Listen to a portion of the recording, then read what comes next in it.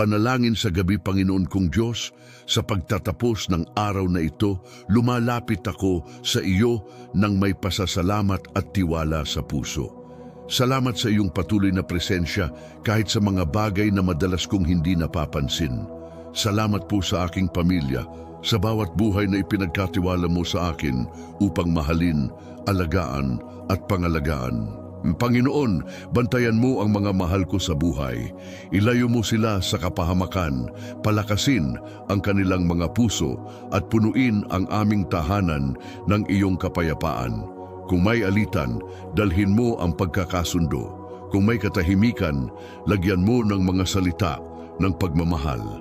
Kung may layo, ibalik mo ang pagkakalapit. Ipinagkakatiwala ko rin sa iyo ang aming kalusugan.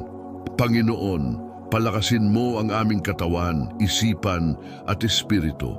Pagalingin mo ang may sakit, ibalik ang sigla ng pagod at patibayin ang nanghihina.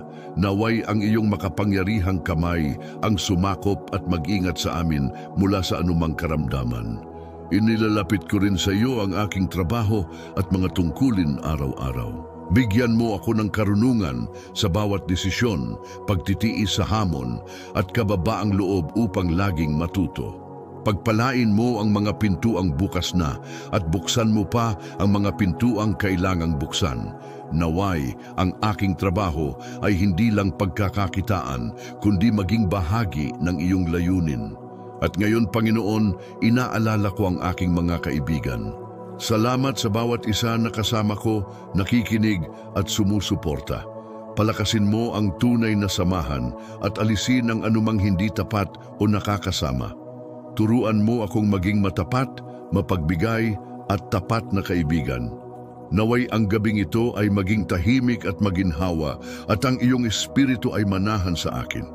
Kaibiganin mo ako sa panaginip. Panibaguhin mo ang aking kaluluwa at ihanda mo ako para sa panibagong araw.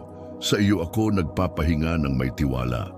Sa iyo ko isinusuko ang lahat at sa iyo ako umaasa ng may pananampalataya sa pangalan ni Jesus. Amen.